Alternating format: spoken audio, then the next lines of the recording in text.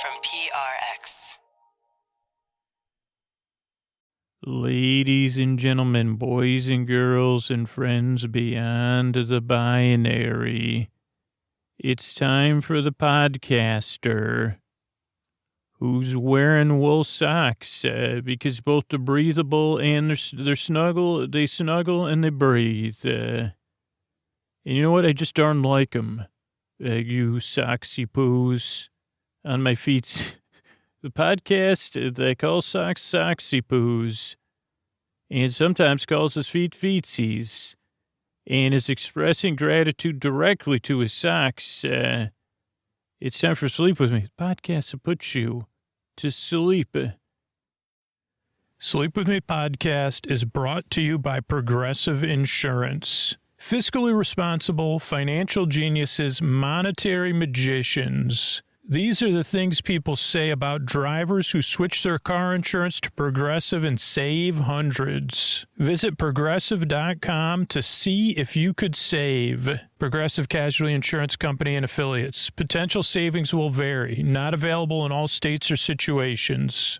All right, everybody, it's time to talk about tonight's sponsor, Helix. And you know where I was last night? So comfortable, and this morning, and I didn't want to get out of bed because I was so cozy, so comfortable. Yeah, of course, I was in my Helix mattress. And the amazing thing about my Helix is it fits my needs, my sleep preferences, how I like to feel in bed, because I took the quiz over at helixsleep.com/sleep, and I got matched with a mattress. So of all the features I need to sleep cool and comfortable, all the support I need for when I'm sleeping on my side, when I'm sleeping on my stomach, to take good care of my back, and so I get a great night's sleep, and then I'm so comfortable. You know, I'd like to take the day off and spend it in bed, especially on these cool winter nights. Holy moly. But what about you and your mattress? Do you think it's time for an upgrade to a mattress that gets you and what you need? What's going to make you comfortable? I think you deserve that, right? And you could take that Helix quiz. It matches you with the perfect mattress based on your personal preferences and sleep needs. It makes buying a mattress easy, and you do it in the comfort of your own home. And there's free shipping in the U.S. It comes straight to your door. And what an upgrade it's been, because I had to temporarily sleep on a mattress that was not a Helix. And now I look forward to going to bed every night, to getting cozy,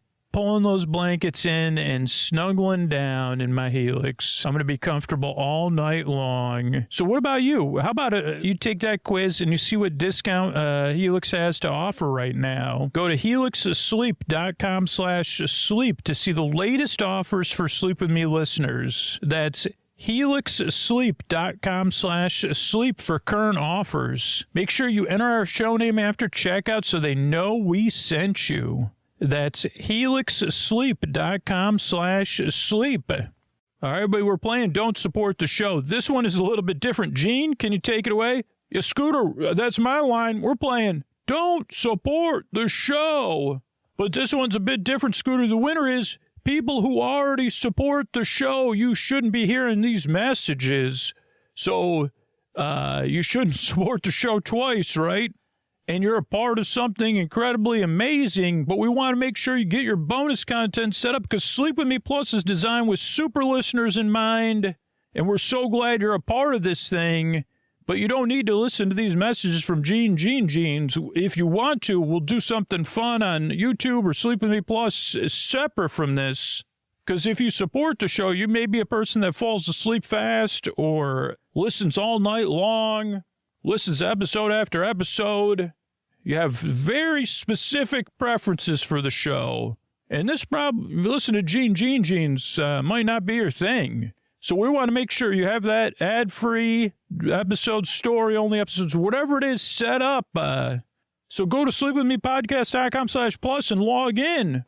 And if you need help, reach out for support. You're all, everybody here listening is winners. Thanks, Gene. Gene, how do you think this is going to go? Scooter, I think it's a well-intentioned thing, and I'm glad to be... Scooter, I didn't exist before this, and now I have a job. Thanks, Gene. You really are, you really are good. Like, it's too bad, Scooter, don't remind me that this isn't a real game show. Don't support the show. Yeah, I can hear everybody saying along with you, Gene. So thanks, Gene. Thanks, everybody. And the reason we're doing this in fun and then more calm terms, other parts of the show, is so you know you're welcome here, that it's good news. It's good you're here. I'm here to bring you sleepy joy, comfort, and delight in the deep, dark night. And I'm trying to mix up and change up what I'm doing so I can remind you I'm glad you're here. Thanks, Gene. Thanks, everybody. I love making the show for you. And people love supporting it for not just their style listening, but your style listening too. Your comfort in the deep, dark night. Thanks. Oh, Mystery Bard. A lot of people help out on our show. Who are they? Posty poster son sounds like an earful. Wrote the theme song. Edits episodes. Carl W. the legend. Also edits episodes. Ashley, Kenny, Scotty, Jennifer. Runner. Eric and the team at Astound. I am the mystery bard. I do the lullabies, yeah. I do commissions at JonathanMann.net. I'll write a song for you. Any reason at all. You can tell me the story and I'll make it personal. You see the kindness shine straight on through when the listeners form their own Facebook group. Keith, Stacy, Sarah, Julie, and Jennifer. These are your moderators. Get support dear Scooter on Patreon. Buy the merch and support the sponsors. You can find anything you want at sleepwithmepodcast.com. And we're so proud that we could dance. Rusty Biscuit, Lois, Anna like banana. Leah does the transcripts. Thanks, Mystery Bard. And one of the ways to support the show and support your good sleep, if you're listening to Sleep With Me or other sleep podcasts or other sleep audios, to get yourself a pair of Sleep With Me branded sleep phones. And the only way you can get those is if you go to sleepwithmepodcast.com/sleepphones and use our code SLEEPWITHME at checkout to save $5 off your order. That's sleepwithmepodcast.com/sleepphones. The most comfortable way to listen to Sleep With Me, and use Sleep With Me, one word, at checkout. Thanks, everybody. And what do you say we get on with the show? Hey, you up all night tossing, turning, mind racing, trouble getting to sleep, trouble staying asleep? Well, welcome. This is Sleep With Me, the podcast that puts you to sleep. We do it a bedtime story. All you need to do is get in bed, turn out the lights, and press play. I'm going to do the rest. What I'm going to attempt to do is create a safe place where you could set aside whatever's keeping you awake, whether it's thoughts, feelings, physical sensations, travel, temperature, wind. Oh boy, that wind. Come on, wind. What in the heck? Changes in routine, work schedule, maybe you're out of town. Whatever it is, I'd like to keep you company and distract you just enough to carry you off into dreamland, or to keep you company if you wish, if you so choose. And here's one thing about this podcast. I can say, if you'll indulge me, but you don't even need to. Maybe we'll talk about that. But first, let's talk about what I'm going to do. I'm going to send my voice across the deep, dark night. I'm going to use a lulling, soothing, creaky, and croaky dulcet tones. Pointless meanders. Oof, oh, boy. Superfluous tangents. You better believe it. Senseless proclamations. Maybe this time. Maybe not. I do proclaim I have no idea. It's new, though. I don't know. I think every episode has had senseless proclamations. It just never, poor senseless proclamation, never been acknowledged before. Of all the proclamations, that was another book, Gingerbread Press, 2830. If there's still print, there will be print back. The tale of a senseless proclamation. The proclamation with a frown. Until the end of the story. Obviously, we turned around by then. Where was I? Send my voice across the lonely, soothing tones, pointless meanders, senseless proclamations, plenty of other stuff. To be your companion, to be your bore friend, your bore bae, your bore sib, your bore cuz, your bore bestie. I'm here to keep you company. And what I'm going to do if you're new here, let me give you a couple of things. Structure of the show. I already forgot what I was going to talk about once the senseless proclamation came up. I thought I was going to do some comparing of things. But anyway, if you're new, structure show. Show starts off with a little business. That's how we keep the show in the archives free. And that's literally how we keep the show going. Regular listeners just know when their hand hits the fridge tomorrow, what they do is they go on their phone, they go to sleepwithmepodcast.com/sponsors. They say, oh, who sponsored my favorite podcast? Let me check that out.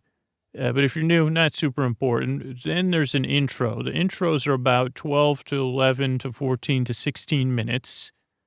They're kind of a show within a show, best suited for paint drying, when you're staring at stuff, slack-jawed staring, and getting ready for bed, or getting into bed and easing into your bedtime routine. And that's where I try to explain what the podcast is. Done it almost 800 times. So far, there hasn't, I just haven't, I don't have it quite down yet. Any of this podcasting stuff, really. I don't even know, to be honest. I'm sitting here recording. I don't even know if I have 700 episodes out. I think I do. I could have 600, though, or it could be 500. I don't know what number I'm on. My mind went blank on it. It said, are you sure about that 700 number? I said, no idea.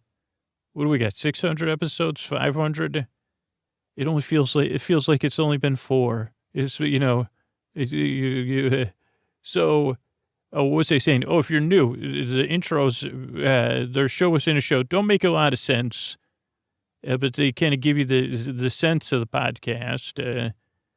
They get you in the mood, get you prepped for bedtime, let your pets know that, or your partner, or your neighbors, or your plants. I'm big on plants now. That's the next big market for podcasts, or my podcast, plants.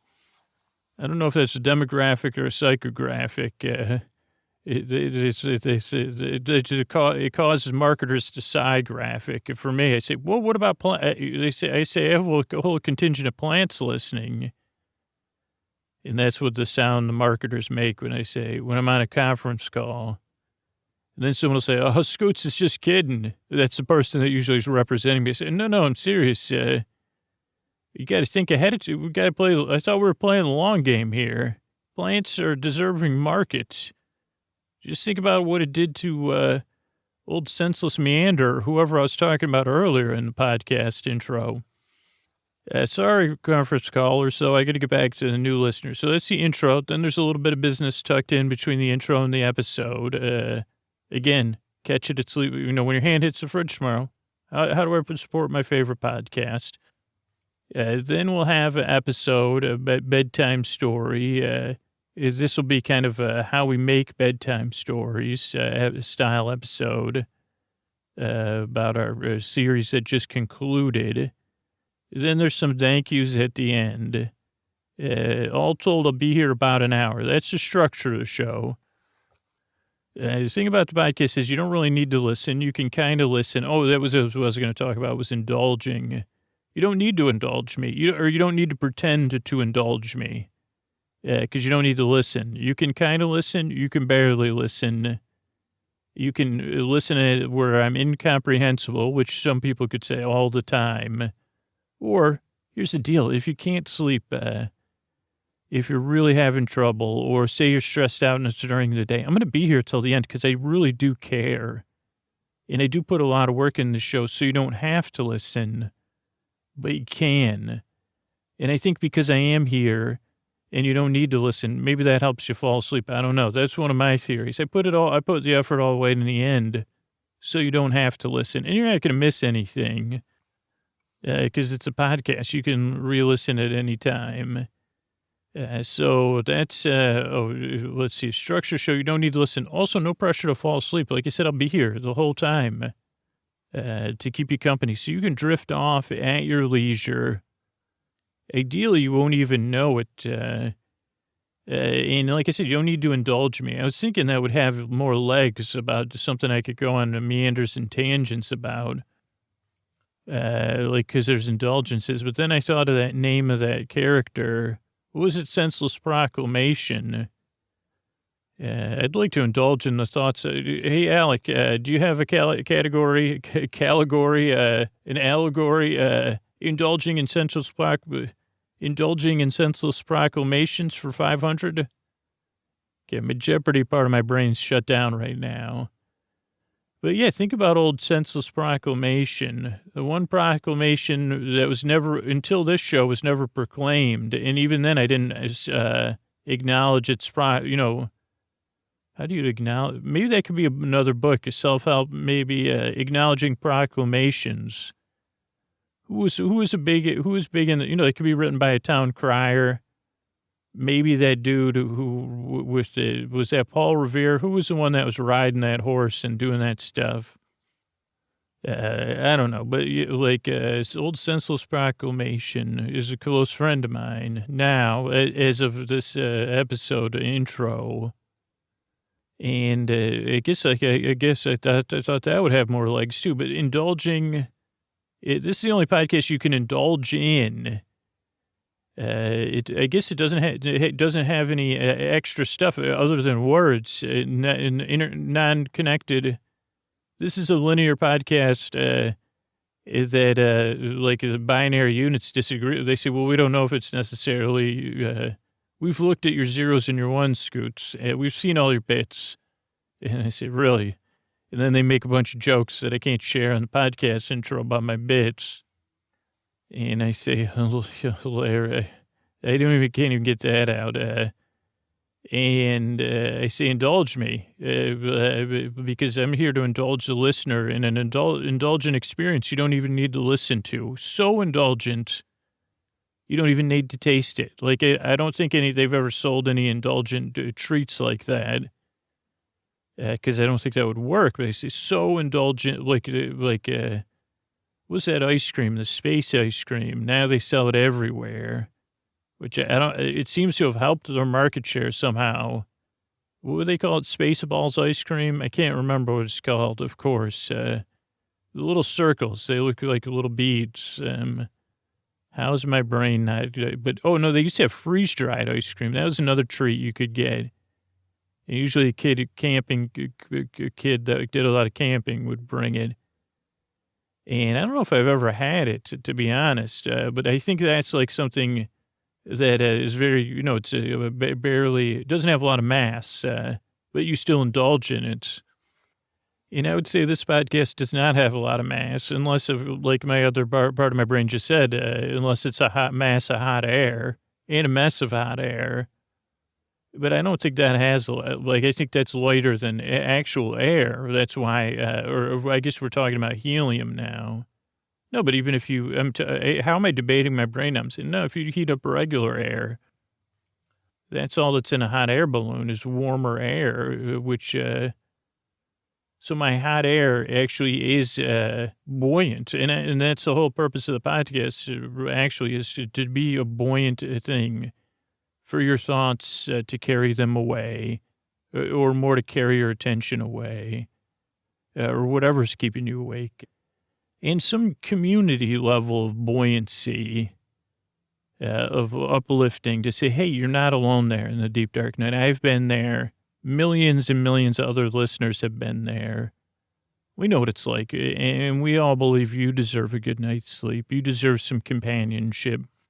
You deserve some levity, and that's what I'm here for, to take your mind off of stuff, to goof around a bit, or more than a bit, with my tiny bits. Yeah, thanks, digital brain or whatever.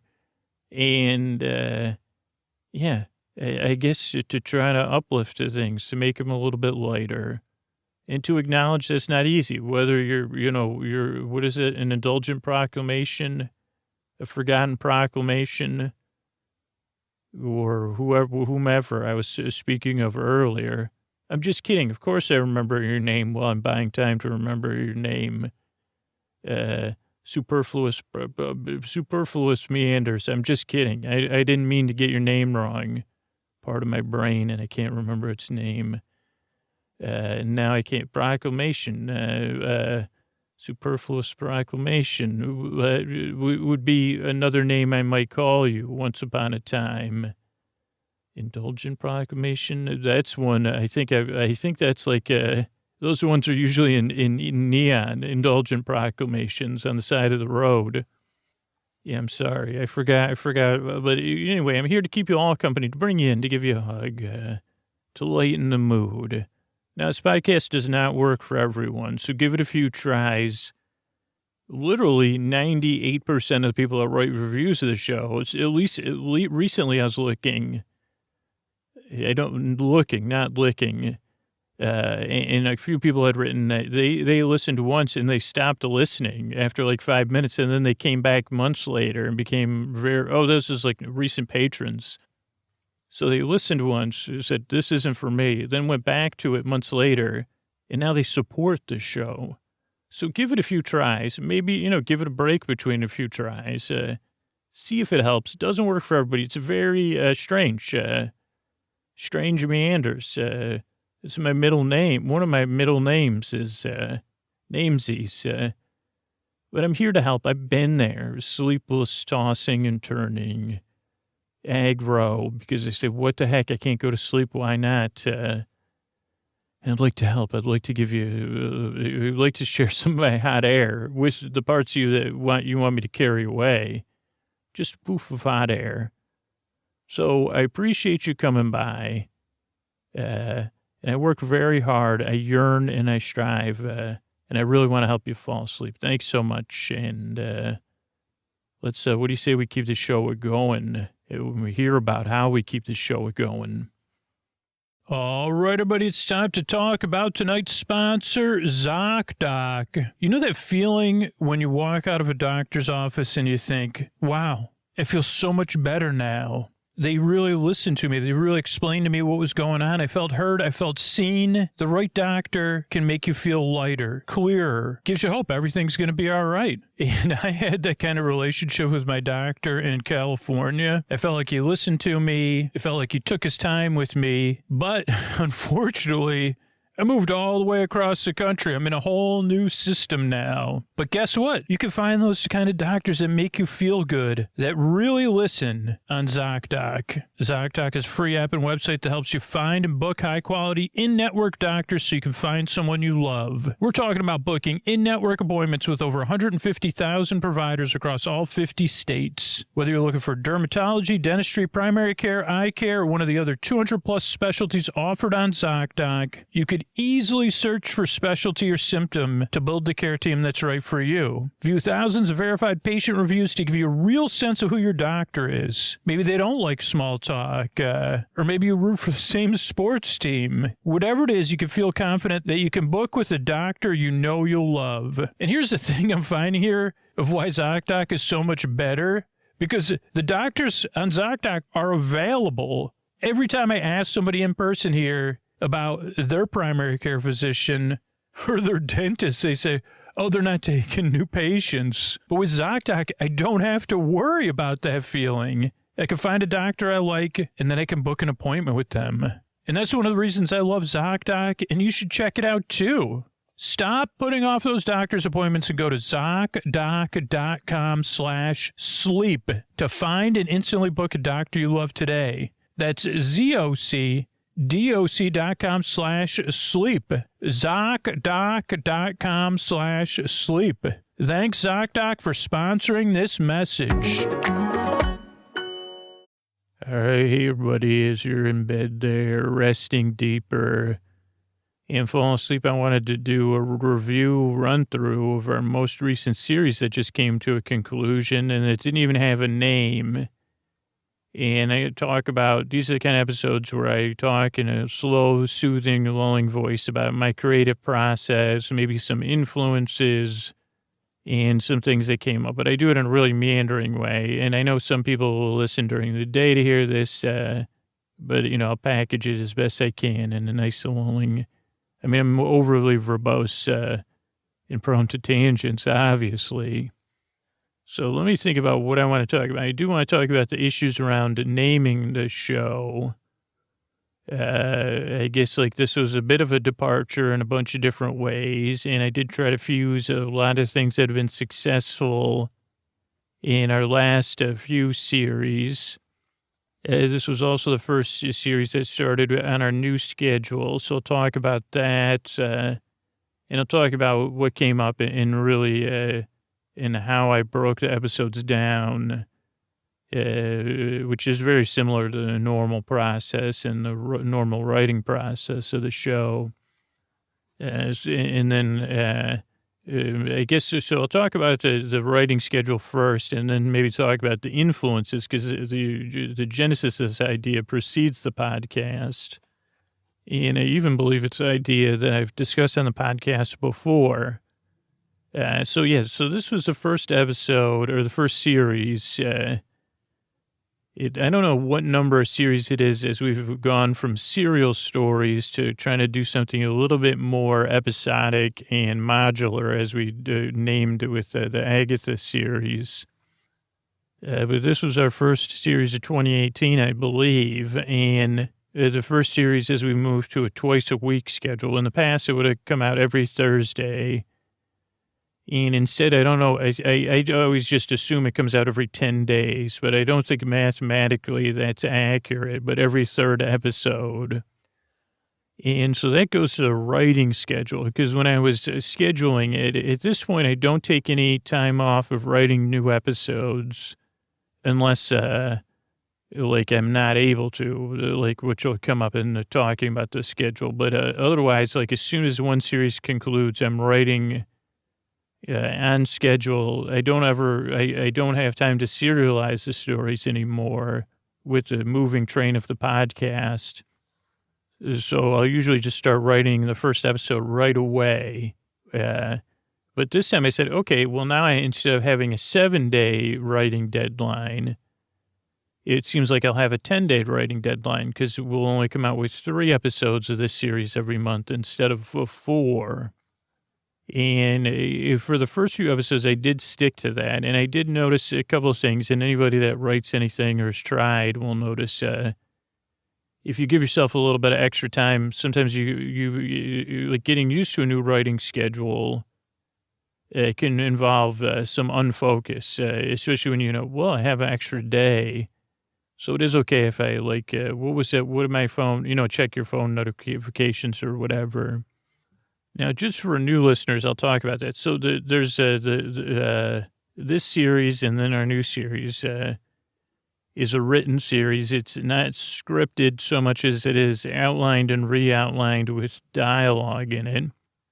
And I used to do one of those a week when we were on a 3-day-a-week schedule. Now every third episode is a written episode. And then one episode out of every 3 episodes in rotation is a TV-based episode. And then one episode is a kind of made-up improv story or half fiction, half personal essay story, like stream of consciousness. So that's the schedule. It's like it will go TV episode, a Trending Tuesday style episode, and then a written episode. And the reason that is because that's the only thing that's sustainable. So much work goes into the creation of the podcast, and those 3 different style episodes use 3 different skills and drain 3 different creative reservoirs that get tapped out when those episodes are created. So like a TV episode involves a lot of watching, a lot of note taking, and a lot of contemplating and observing. Like I watch it, the way I choose a TV show is because I watch it if I could watch an episode 5 times without immediately disliking the show forever, and be able to do that like 3 or 4 times a month. So if I could consume 4 episodes 20 times a month, then I can watch the show, then that show will work. And obviously there's not a lot of TV shows that fit those parameters. So that's how I choose a TV show. So that's one type of episode and one reservoir that it drains from, or skill set it uses. Then the made-up episodes involve me being observational all of the time to collect material. And those are very, very draining creating them. They just have to stay as calm as possible and stay in the moment and trust my gut, like all various things that I'm, and then those may take more editing in the end. And then the written episodes take writing every single day and trying to be focused when I'm writing so that I have enough material to record an episode, and also dealing with procrastination. And so when I started the series, I was writing on a 10-day schedule. So every day I have a half hour of focused writing time set aside to write the episodes. It's one of the first things I do in the day. Because I consider it the most important thing, because all the other episodes rely on this. It's not like the writing just influences the episodes I'm writing. It helps develop the skills that leak their way into everything I'm making for the podcast. And it's also challenging in a fulfilling way, that while it's hard work and it's work I have to do every day, without it, the podcast wouldn't be sustainable or exist, which is kind of hard to put into words. But so every morning I was writing, and instead of having to have it done in 7 days, for example, started on a Thursday, recorded on the next Thursday. Now I was like starting it on a Friday or whatever, and then having to record it on the next Monday or Tuesday or whatever 10 days is later. And for the first few episodes, like, of any series or the act one of anybody, like, it's like, oh boy, there's always a buzz for me. And so the writing always goes really well for the first 1 or 2 episodes. Not all the time, but most of the time, because the idea is still fresh. It hasn't really, I haven't hit the point where it becomes really hard work. And I can usually maintain a pretty good focus for those 30 minutes every day for 10 days, or in the past 7 days, so that by the halfway through that writing time, I'm doing rewriting and replotting and brainstorming, saying, okay, that doesn't work, brainstorming and deepening my relationship with the characters or whatever is happening. So this series started out with like a lot of enthusiasm, and for the first 2 episodes, I think I don't keep a diary of it, but I feel like it was good. The writing was really flowing, and having the extra 2 or 3 days allowed me to actually do like extra stage, like the first day writing, to be really relaxed and just kind of playing with what is the theme, what are we exploring. And then on my day 2 of writing, be like, okay, what in this series, what's the attraction? What is this, like, what is the challenge? What is the need here? Does the attraction need something, or does the girl need something? And okay, then how are we, then on day 3, 4, 5, okay, how is the plot or the physical makeup and the challenges which would make up the plot, providing what we need to get to the end of the episode, and how does that play in? I don't know. So how is it driving the story? And I mean, obviously, with there's plenty of room for meanders in this. If you're new to the show, there's an irony in that the more structured and the more work that goes into the beginning of the episodes, and the tighter the episodes can be going in, or on the Tuesday episodes, the more comfortable and fully formed the idea is flowing out of me. Actually, the more room there is for the episode to go really slow and seem convoluted and pointless is weird. Like, the more structure, then the looser the episode is going to be, because it gives me a giant amount of confidence and comfortableness in the moment, in the recording moment. And it kind of gives me limitless options, because I'm able to say, okay, these are the 7 points we need to reach in the episode. So in between those 7 points, we have a lot of freedom. But anytime stuff starts to peter off, we know where we're going. Just like a Sunday drive in reality, if the driver knows where they're going and they always know how to get there, they can take an endless amount of side roads. If they say, well, I have a photographic memory of these roads, so I know how to get to where we're going. even if we take these 55 left turns or whatever. And if you know the schedule and the time frame and where you're going, you can take, I think that makes sense. And so the writing started off, like I said, on the 10-day schedule. And I really felt like the first few episodes really benefited from that. And actually gave me, I think the characters benefited from that, even though she was faceless and nameless and will remain so. That was kind of a test to try out story-wise, to say, okay, here's a more blank canvas of a character for the listeners to have in a relationship with. And because of the episodic nature of the story, like each new episode was her first arrival and departure from an attraction for the most part.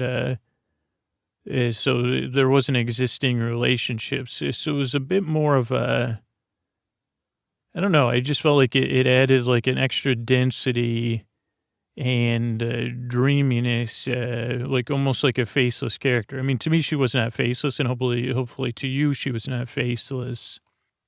But maybe initially where it was more out of focus. I don't know if that makes sense, but I don't know if it's super important either. But so, where was I? Okay, well, writing schedule is, but after I think like 2 or 3 episodes, I think I caught a cold or something. And I also knew I was going to be out of town. I think this was in February. Yeah, so I'd have probably already recorded 2 or 3 episodes. And I think some other things happened where I fell off of the cushion because one of the things about the podcast is the episodes are always coming out. So content always has to be being recorded, being prepared, which is one stage of making the show, being recorded, which is another stage of the show, then being edited by the editors, another stage, then being remixed by Scoots, and then being finalized and uploaded and everything. So that actually is like a 5-week, ideally process, that there's 5 weeks between at least the pre-production and the release. Ideally, it'd be 5 weeks between the recording and the release. But a lot of times we fall into like the 1 or 2 week thing when, life happens. And so that was the case very quickly. Within 2 or 3 episodes, life had happened. And I said, okay, well, it got to a point, luckily it wasn't that far into the new year, where I said, okay, I got to go back to a 7-day writing and recording schedule. Because I need these episodes finished, and I don't have the luxury of the 10-day. And at first I was hard. So I think I probably did 3 episodes on a 10-day writing schedule, and then I went back. And I think the 4th episode maybe was a little bit fully formed, or, the story was a little bit more helpful. Or either the 3rd or the 4th one, where I went to a 7-day, I said, okay, this story, I kind of know it a little bit better. It's a little bit more apparent or something. Maybe that was Curly Sue. Let's see. The first episode was the fairy tale boat ride. The second one was the old school Dark Side of the Moon. I don't know what the 3rd episode was. There was gliding. Maybe that was the 3rd episode. So maybe that was it, where I was like, okay, this one. No, because that one was a little bit story dense, and it took some figuring to figure that one out. But maybe it was a 4. I don't know. But at some point, I returned to a 7-day writing schedule, and I pretty much stuck to that till the end of the series because life got in the way. I think 1 or 2 other times. I think there was a 2-week period where I might not have recorded one of those episodes because I was out of town 1 week and then I was sick the next week.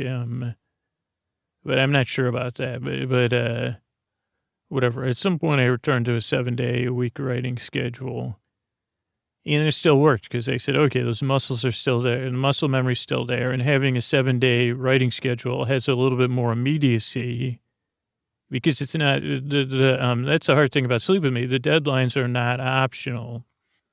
Just because of the amount of time I put into the show, like I don't have any extra time. So it's not like I can say, or it comes with a great consequence if I say, well, I'm supposed to record it on Friday, but I'll try to record it on Saturday or Sunday. I already have those days are probably booked, or say, okay, well, if I push it to that and then something comes up like, hey, can you go pick somebody up or something? Or, hey, I forgot to tell you, I need you here. It creates a cascading effect. So the podcast, it's just like laying train track from moving train, which is a metaphor a lot of people use. And it's like, okay, I got to keep laying this track down. But that's a good thing. It's a huge motivating factor to get it done. And it helps keep me focused. The deadlines are a symbiotic thing, maybe. So going back to a 7-day thing actually kept me a little bit more focused. It gave me a little bit less wiggle room, or the ability to be a little bit less precious and say, okay, let's just focus. So what's the next story problem? What's unclear here? So maybe I'll talk about how I built out one of the episodes that I can remember here while I talk. But I think I was I was talking about the genesis of the idea. So that's basically switching from a 10-day to a 7-day. Ideally for this next series we're doing, I'll be switching back to a 10-day schedule. And the day I'm recording this was the first writing day of that series. So, but I had done some pre-writing and stuff, and daydreaming, which comes before the writing. Like ideally, like a month ahead of time or 2 months ahead of time, I have a good, strong idea of what we're going to do, and then it strengthens the closer and closer we get to when I commence writing. And this was like one of these ones. The series we're doing next, I don't want to tease it yet just because an episode hasn't been recorded. But I had, it's a season 2 of something that a lot of people like. And I said, okay, when I have an idea, I'll do it. And I had an idea like probably 8 months ago. And that idea came at the wrong time because I said, okay, well, I don't have a spot for that series till next year. So I don't know. And I don't think I think I like said, okay, like if we're walking or something, we can discuss this more. And then the idea clicked. I said, oh, okay, I see what you're saying. Whatever my story brain or the story song said, hey, like it was pitching me the story. Because it has to have some sort of... it has to have some sort of fuel that's going to get it through 10 or 12 episodes, in that renewable fuel for these ones that are more episodic, where it's like, okay, can that operate in its own vacuum each time too? Can it carry through 10 or 12 episodes? Does it have viable characters? And does it have the ability to generate good content? And so what was I saying? I have no idea why I brought any of this up. Oh, so the idea came to me, and they said, well, this isn't the best time. So we talked about it a little bit, and then it got more concrete. Like this part of me that generates the stories or whatever, that's not a part of my, whatever, subconscious or whatever you want to call it, or more likely some sort of collective unconscious. I don't know. It said, hey, I said, holy cow, that's good. Like whatever the thematic thing was that was going to like carry everything through and tie it all together. I said, okay, that's good. I can see that generating everything. And I don't think I wrote it down. Maybe I wrote it down somewhere, but it was such a strong idea that I said, I'll never forget that. It was probably 8 months ago. And yeah, it was probably 8 months ago. And I said, okay. And then I went back on to whatever the series was, probably After Glass Slipper. And then I had to move on to As the North Pole Returns, and then this series that we're just doing, the theme park one. And during the theme park series, I did have to start saying, okay, what was that idea again? And I can, honestly, I have no idea. Like, I have a general sense of it, but the actual, the powerful throughput thing, that would make it work, it was gone. And I said, okay, I have an idea of the place and the time it was taking, in a general sense of the situation, but whatever the action-reaction driver was, it was gone. And it was some sort of subtle thing where it wasn't brainstormable. And I said, oh no, like really I did. I was like, this is probably when I wasn't feeling good. because that would have been 3 episodes would have been done. So I was like, okay, I need something in about 2 months. And then I said, what am I going to do here?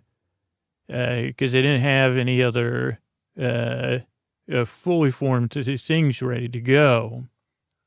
And here's the great thing about learning and growing, I guess, is like I did have to say, okay, well, this is a season 2. We have strong characters. And let's trust that the idea is either going to return to us or that's going to be okay. Because it was so early, I said, but that we're going to return to that series, probably. Let's reassess things in a few weeks. And let's see if the idea comes back. And it didn't come back, but I kept saying, okay, let's just trust whatever this process is, the story swamp, as I call it, that the story will be there when we need it, that we'll remember this thematic thing, or we'll figure out something else, or we could go in another direction, and the story swamp will also provide that. Maybe we have to do a new series, or maybe we'll return to another old series. And then I also keep a list of non-sleep with me ideas in the event I ever have any extra time to do like another podcast or something, which is not something I'm pitching or saying is happening anytime soon. And those are other ideas when I'm going for a walk that I'll ponder and say, like, is someone doing a podcast about this, or how would this story play out? And I had another story idea.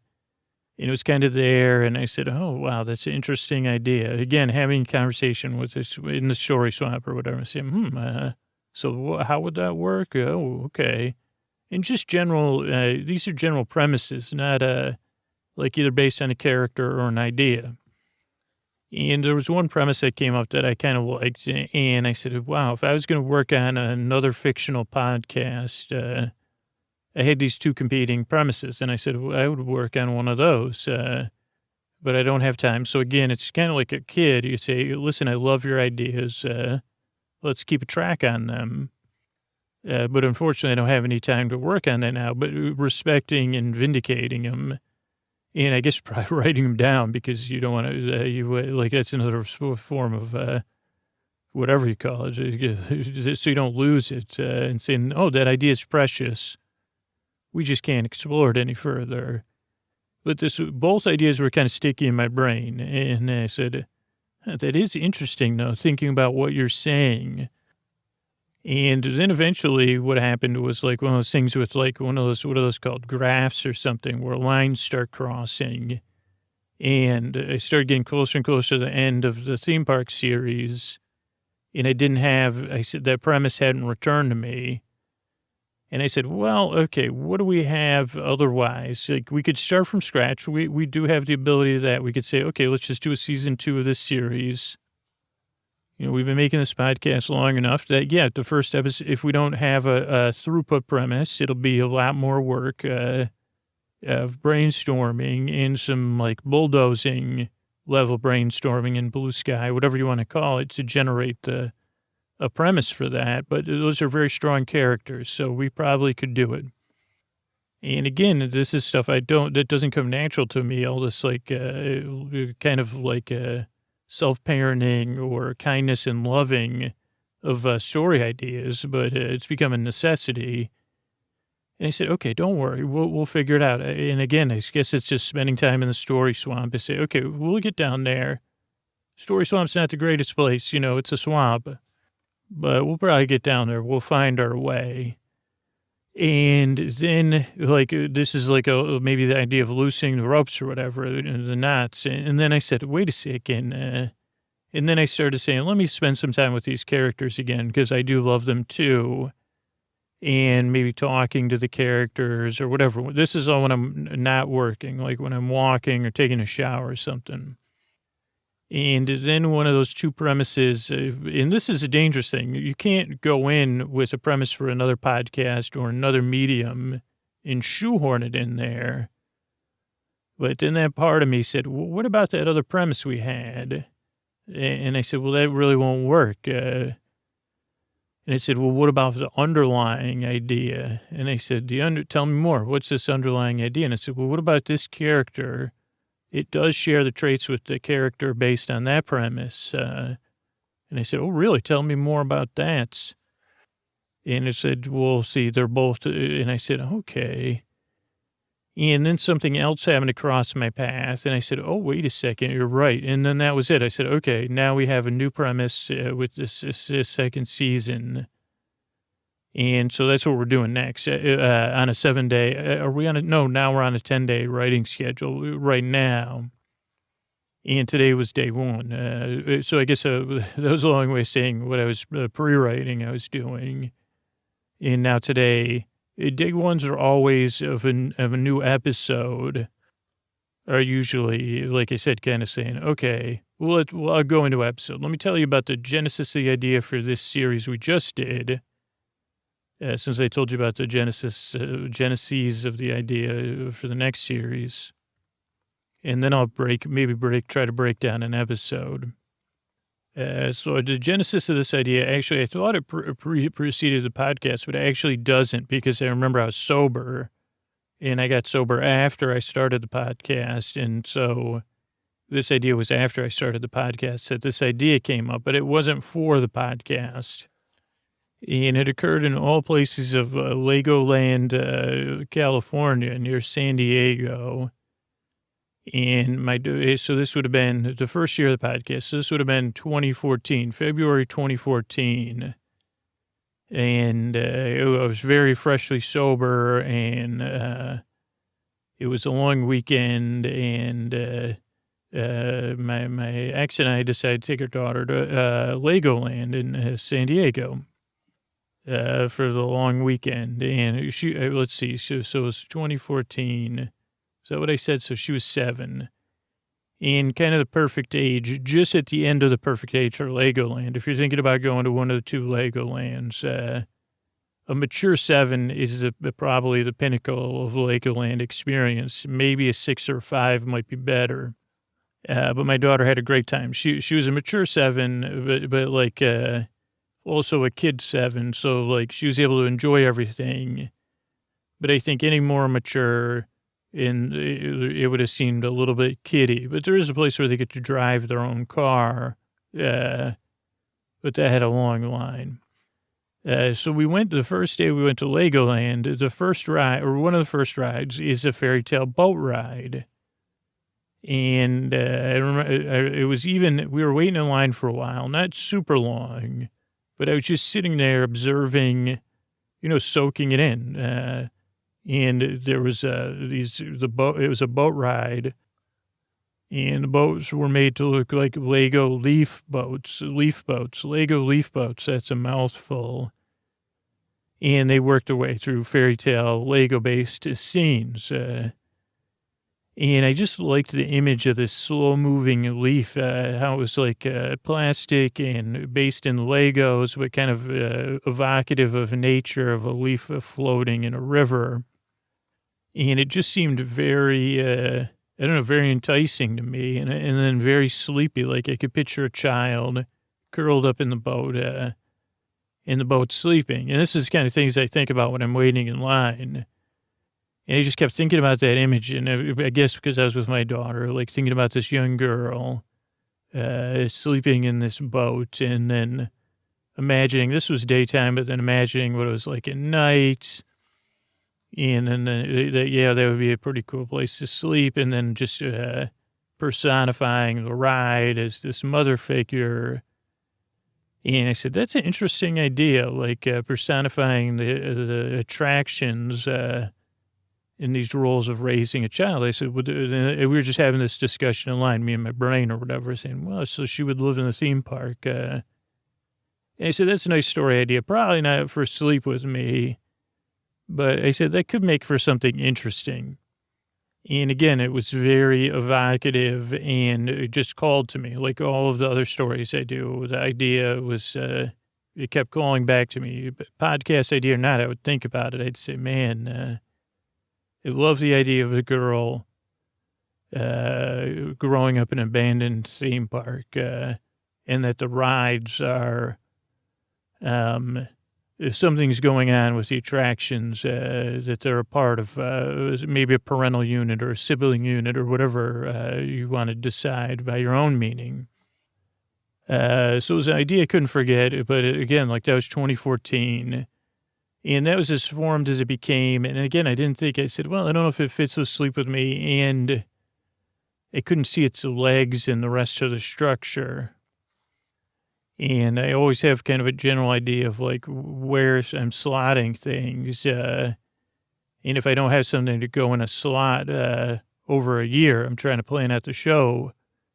It's like, okay, well, what would go in that if we're like currently kind of doing new series, second season, holiday series, new series, second season type release.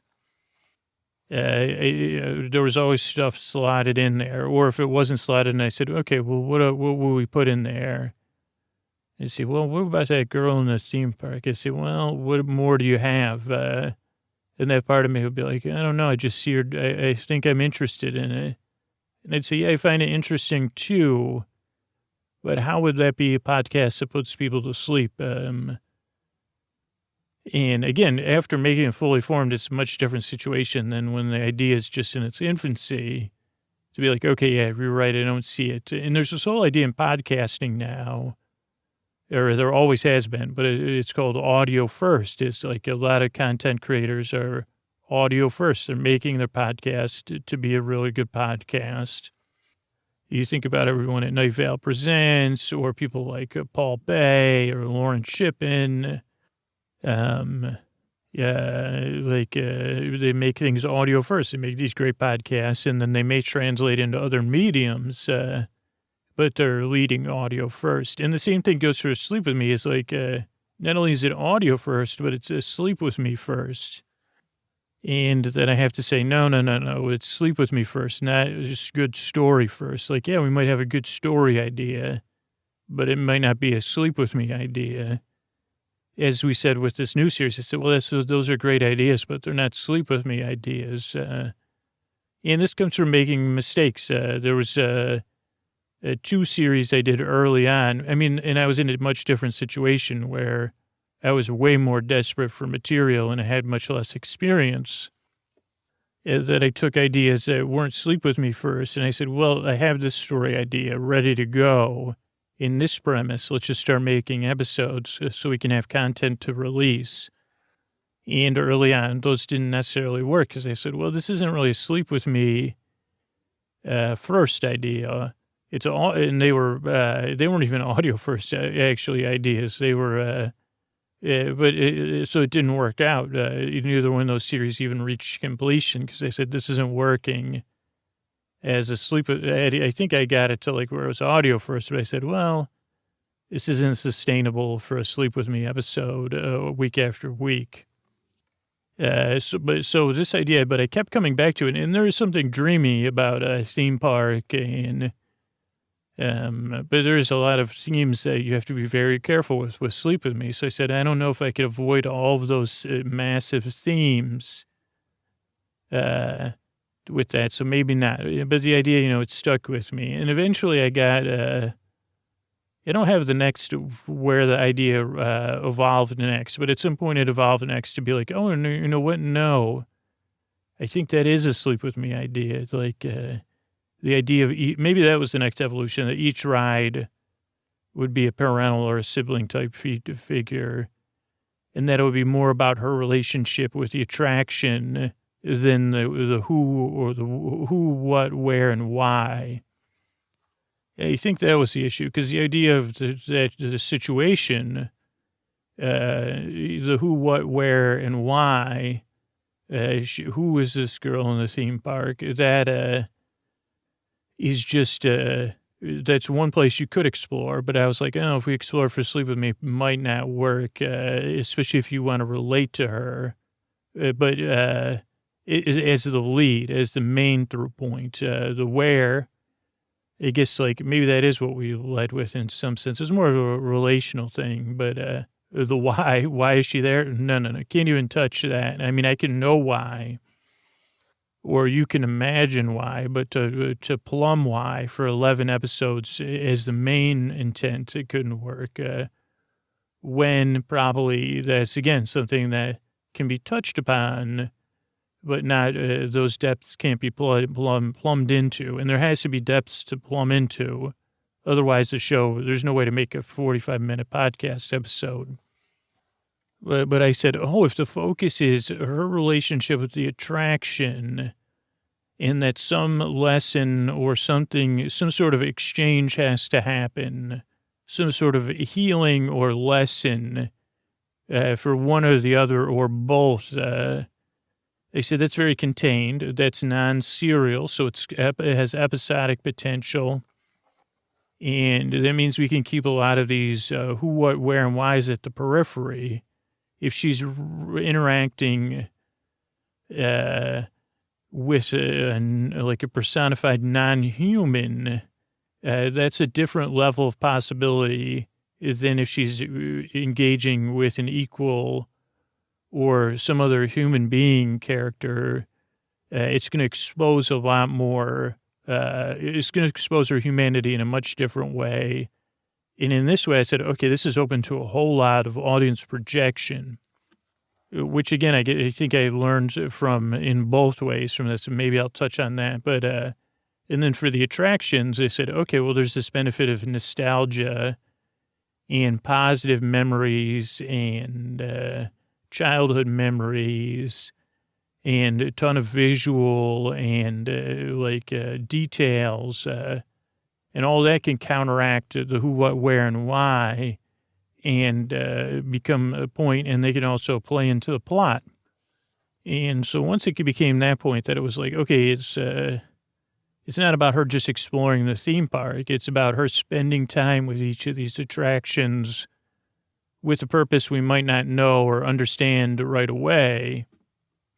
I don't know. I think that it just became a much different story than if you're exploring who is she, why is she here, what is the situation that it's much more dreamlike, and that was the goal. These challenges in the story also offer this dreamy-like opportunity and this ability to dabble in a new way, in a new narrative voice, and in a new way with a projection in what gaps will the audience fill in.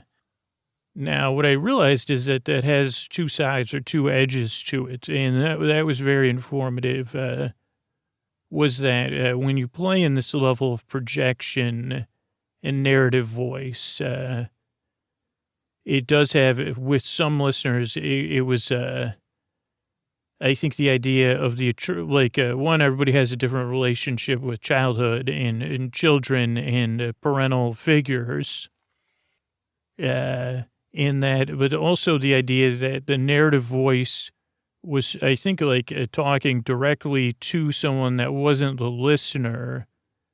That was where the edge, it's like, okay, well, then it really depends on how the listener is projecting onto the characters. And if they're then that's totally out of my control. I mean, in some sense, it is not totally out of my control, but this type of dabbling where the attraction was always kind of talking directly back at her, but it was a non-intimacy. It wasn't talking to you, the listener. It was talking to her. And I think that's like a disruptive level, like it disrupted, for some people, just a strange, small shift in narrative direction, like one of the intimacies of podcasts, where it's like, oh, well, most of the time the podcast is just for you, right? You're listening. It's just for you.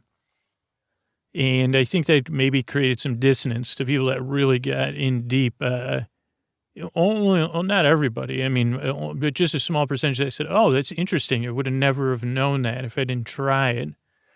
And I could relate to it. I said, oh, I think I understand. It's a strange, what is it? I don't even know if it's third, second, or first person talking to, it's just, there is some dissonance because it's like, wait, the ride is sounding like it's talking to me, but it's talking to her.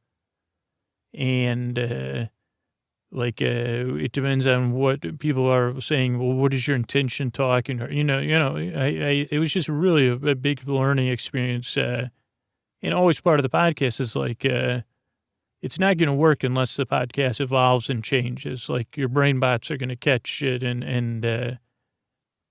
interrupt, and it's not going to be sustainable. I can't couldn't put this much work into something that's only repetitive yeah. And so, what was my point? My point is, the podcast is always going to dabble in, what can we do with a narrative voice? And where's this,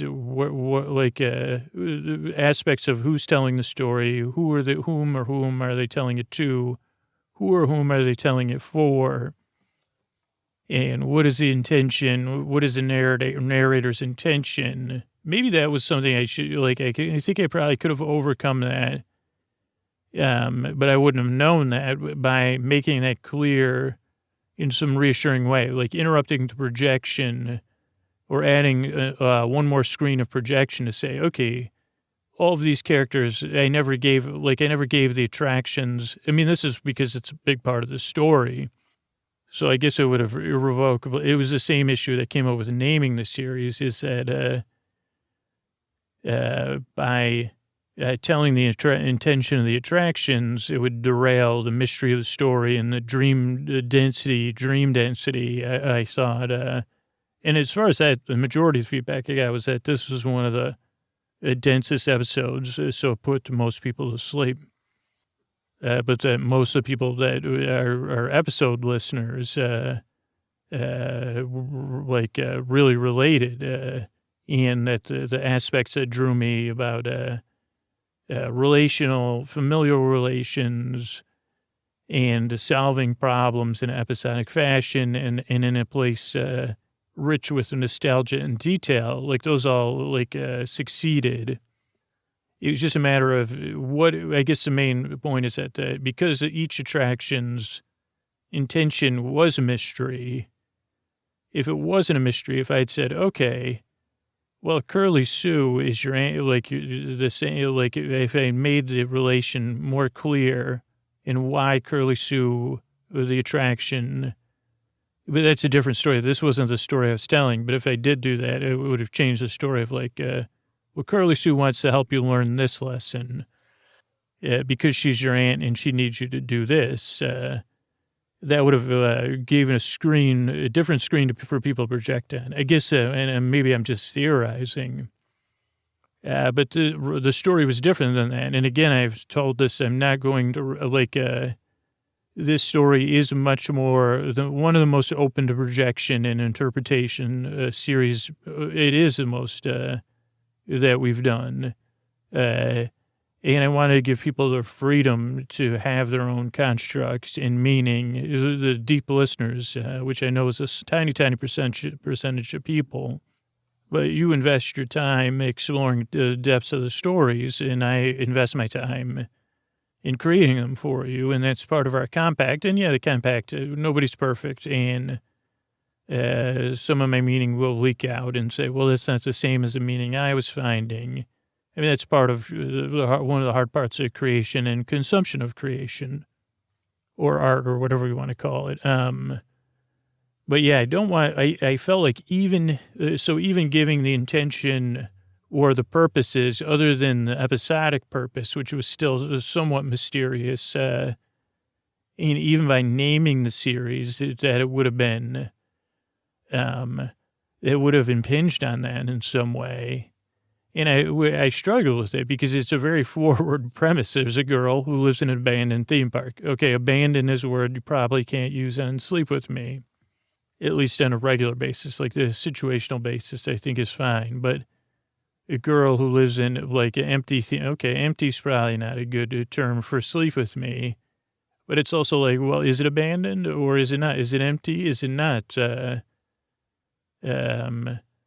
I'm not raising those questions to discuss the meaning, but more of when I'm trying to figure out, is she a girl or is she a young woman? Even to me, well, no, she's both. She's a child at points. She's a girl and she's a young woman at points.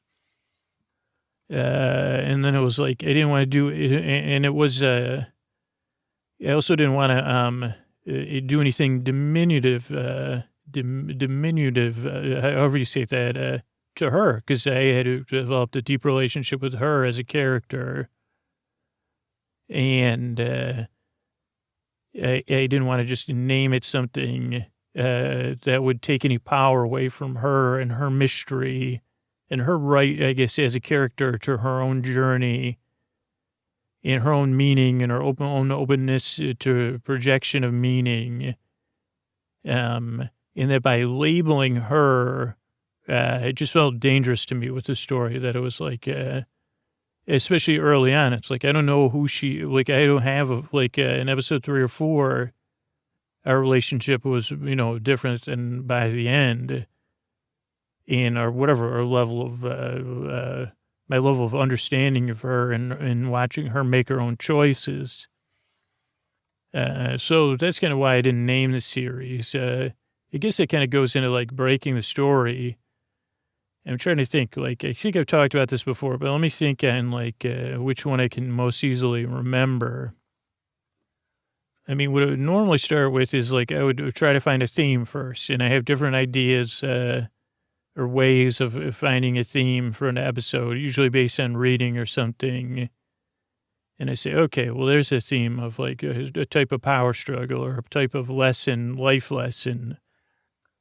And I would brainstorm on something general like that. This is how I do most episodes. And then I would say, for this one, I'd say, okay, well, what theme park attractions, not so much fit that theme, but just call to me. Okay, so flume ride. I don't think we did a flume ride, but I wish, that would be season 2 if we do it.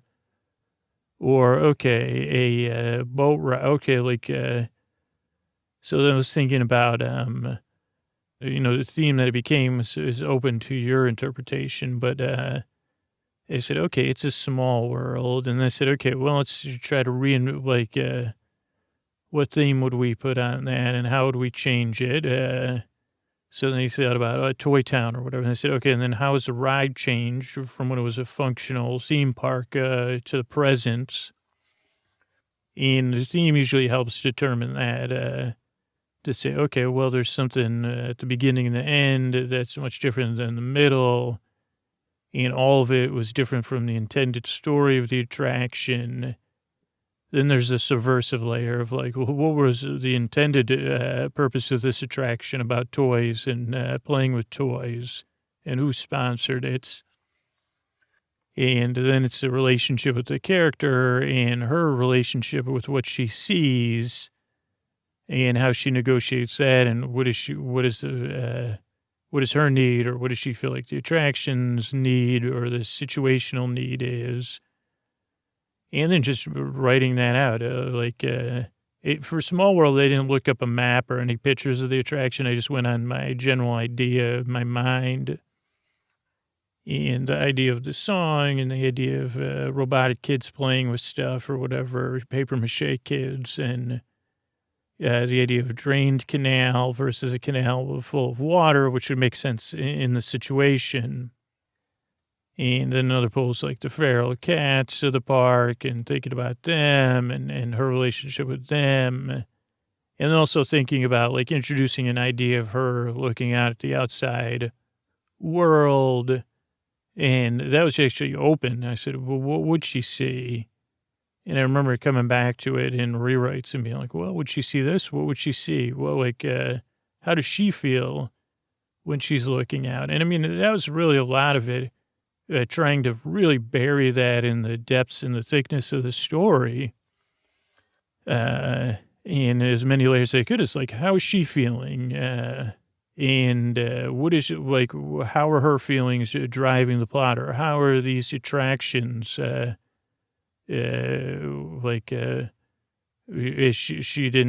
was by herself, how all these rides are meant to be consumed by groups of people. And she's exploring her purpose and meaning in this world, which is her world at all, or her world in all. So I don't know. I think it was really, really, it was a real departure. I think a lot less humor. Most of the humor was through the narration instead of situational humor or even character-based humor. It was observational by the narrator observing or making light of things.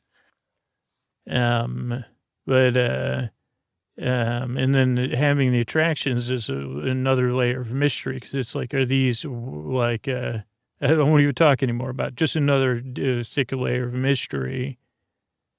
So it's different in a departure. And I think like, when you say sleep with me first, and when you think about the most successful things on Sleep With Me are always at the margins. And so this one was definitely at the margins, because there was a small percentage of people that said, hey, this, whatever the narrative tone, it didn't work for me.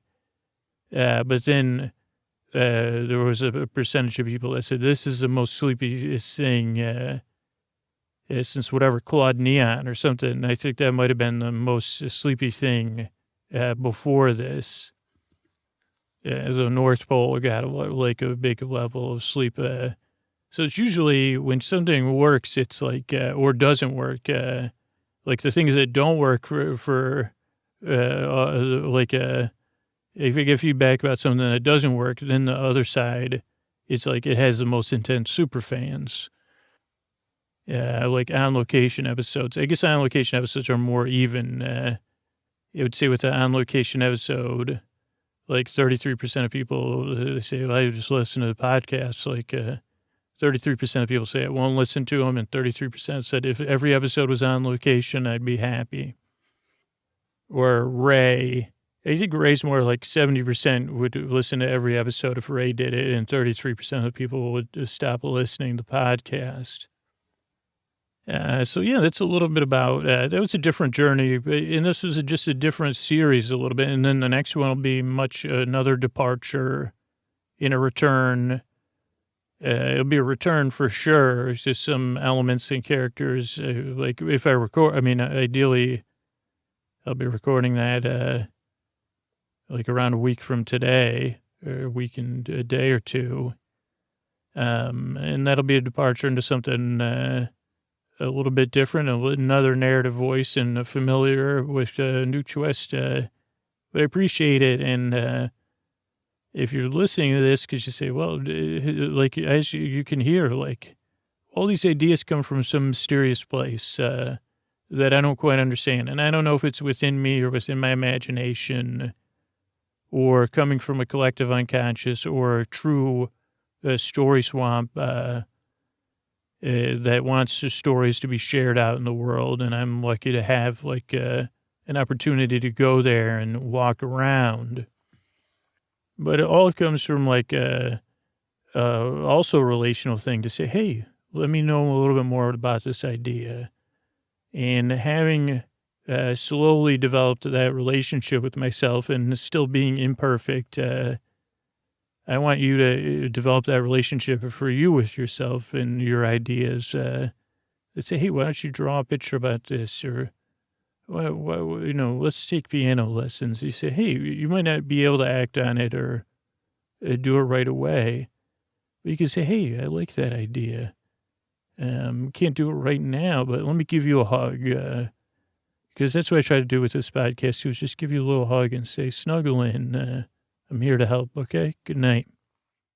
All right, everybody. Hey, Scoots here with the Tuck You In message, and you'll be hearing on the pre-rolls, hopefully a fun game show version of this, and then the mid-rolls, a shorter version.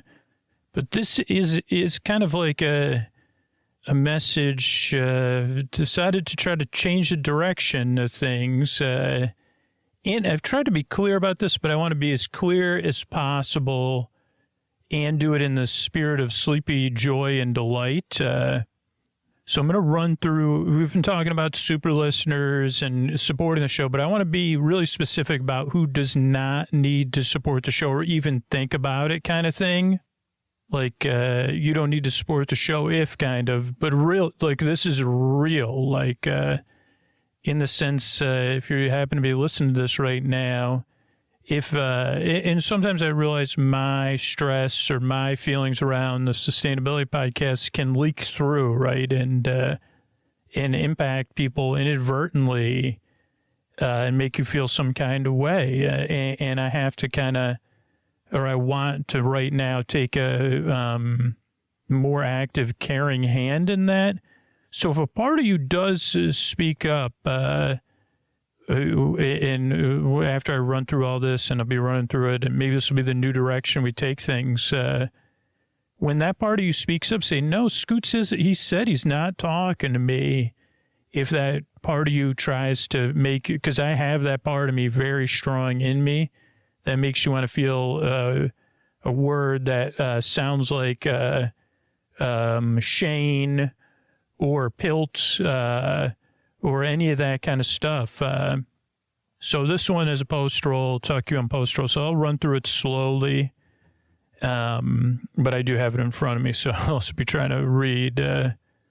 One, if you happen to be listening to this, if you're a new listener or you, like you're a person who's only listens once in a while, right? You've only been listening less than 6 months. You don't need to support the show or even think about supporting the show. If you're not in a position to support the show, whether it's financial or you just don't, you're not interested in supporting the show, like, you don't need to support the show. Don't worry. Like, it's great news that I want to be as clear, and I guess in this post roll, I can't be sleepy, joy, and delightful except like that. It's good news. You do not need to support the show. I mean, we still have to put those messages out there and stuff like that, but it doesn't. If you can't afford to support the show, you're not interested, or you're new, you don't need to, right? And you could say it to yourself if that comes up in those messages, because we still do have to ask, right? But we're not asking you. So you can say, Scoots isn't asking me. Like the good news or the great news is like returning this thing. So you're welcome here. And yeah, I guess I'm not guessing. I'm not guessing. It's not a great time to apologize, but it's like, me. When I get me trying to, I had to find my way to this, right? Of, hey, I guess I said, I guess I do need to apologize because I had to find my way here. Of like, I don't want to put those feelings on people that you can't support the show. You're not interested in supporting the show. If you're new, don't worry about it. And the thing is, because there are listeners who do care, I care and listeners care. And those are the people that support the show. And I've gotten enough messages. We did something with Sleep With Me Plus where people said, yeah, I support the show, not just for me. And they want the podcast to be there for you. Like this is real, that they care. And that we're holding you, that the podcast in this quest to make sure Sleep With Me will be around, for you. So again, I think the tool in this example is like, hey, Scoots isn't talking to me. And by the way, other listeners have said explicitly they have me. I guess this is more apply, new listener, you're kind of come from a place, why would I support a podcast that I'm new to, right? So if you just happen to be listening, this is more of the people in those other places, that it's okay. It's more than okay to be in those places. And that I've actually been in those places too. And now the other side of it is, I'm going to run through everything, but yeah, if you're not in those groups, right. And you say, well, I didn't realize that, I want to be the one providing comfort, supporting comfort. I want to be a part of this thing for those people you're talking about and whoever you're talking about coming up. You could join us. So I'd love it. But not if you're not in a position to support the show or a place where you'd want to support the show or you're new. Also, the other group I'll talk about now that I was going to record last is if it the idea of supporting the podcast, or changing how you do things, or taking those steps or whatever takes away from the show, right? You don't need to support the show. If it stressses you out, thinking about going through the steps to support the show, or it just seems here's the thing. I think I even put this in some of this. If it's like Scoot said, just too much to ask me right now. I'm not asking you. It is like the truth. Like I'm asking someone else. Like it's too much for me right now, Scoots. I don't know if I'm in those two groups, but it just feels like too much, or it's not the right time. I see you and I hear you, and and you can say to that party that says Scoots is talking to you, and no, he's not. He said it explicitly. If you say I can't, like in your head, no, it's too much to have. Like that's just too much for me. Can't see myself doing that. It's just outside of believe me, again, I'm not saying this. I'm saying it because I can relate to. I've been in those places, or I continue to be in those places in different aspects of my life, so I can relate. And I'm saying it clearly now, as clearly as I can. Like when I'm asking for support of the show, I'm not asking you to support the show. It's okay. We have you. This isn't a bit or like a reverse thing. It's the truth. You okay? So I just want to rest with that one. Now, the next two groups are probably not listening right now, but just in case you are, and it's funny, I'm trying to figure out how to word it, like in the mid-roll and the pre-roll. But if you're a regular or average, I realize no one's average that listens to the show, but the way most people listen to the show is what I'm using as an average. And here's the thing. If you're like most listeners, you listen to the show while you're going through a tough time, right? Whether it's different phases or seasons of your life, and maybe you listen for a couple months at a time. And maybe during those months, you listen to 2 episodes a week. Maybe you listen to more episodes a week. But you use Sleep With Me like a tool when you need it every couple of years. Because what I've seen happen is like people getting through high school, then getting into or through those tough times in college, then their first job and getting used to that. Then their next phases of their life, and then their first baby, or other phases of life that come on us unexpectedly that we're not quite ready for. And we need some ease and comfort in the deep, dark night. And you just come and go when you need the show. You're actually covered by the sponsors and the listener support because you listen, you start the show, you wind down during the intro, and then you fall asleep during the story. And the episode stops playing at the end of the episode, or you're in one of those small groups that uses a sleep timer. That's a one group that, right, and most of you don't mind the ads at all. And because the ads, that's the main, like that kind of listening is what the sponsors cover, right? And maybe you check out the sponsors, maybe you don't. Or maybe you're like, yeah, I'm totally fine with the ads. Or you say, well, I realize that, or whatever. A lot of work goes into the show. The ads are necessary. A lot of people love the ads, but some people might be like, well, yeah, it's necessary. I get it. Especially for that kind of listening. You don't need to support the show if you're just listening during these phases of life for a few months at a time. Again, we have you covered. Now, if those changes in your life are big enough that you want to support the show during that time, that's fine. Or you want to you can support the show with one-time support on Sleep With Me Plus if you scroll down. But you don't need to, and you don't need to feel like, don't get caught up in I can't, there's no way for me to target the ads to like just super listeners, right? Who are in a place to support the show. So I just have to ask on every episode to get through to the people that are in a place. But yeah, you do, if you only listen once in a while when things are tough or when you need the show or it's baffling, you say, okay, I got Sleep With Me. I'll listen to that this week or this month or even these 6 months. We've got you. You do not need to support the show like we have you. So those are some of the people I wanted to get through to. And then again, if you say, I'm not in those groups and you're just curious, but you say, wow, it would sound, if again, this is only for people not in those groups.